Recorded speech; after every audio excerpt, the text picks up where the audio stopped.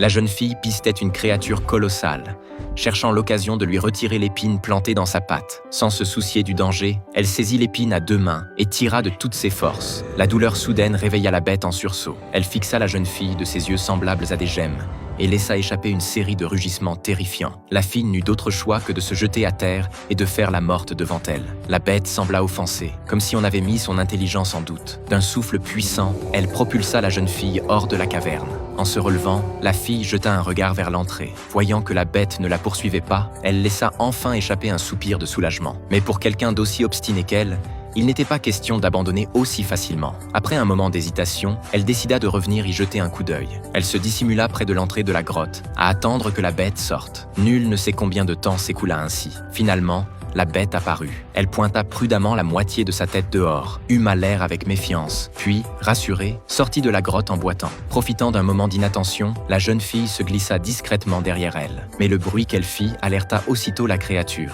Après avoir vérifié qu'il n'y avait rien d'anormal, la bête fit demi-tour et s'éloigna. La fille s'était cachée sous un petit amas de rochers. Elle suivit la bête jusque dans les profondeurs de la forêt et découvrit que celle-ci aimait collecter des morceaux de fer doré, les rassemblant tous au même endroit. Intriguée, la jeune fille grimpa dans un arbre pour observer. Elle remarqua alors que l'épine fichée dans la patte de la bête entravait sérieusement sa capacité à ramasser les pierres. La créature lécha sa patte douloureuse, puis s'éloigna, dépitée, comme un enfant boudeur. C'est alors qu'une idée germa dans l'esprit de la jeune fille.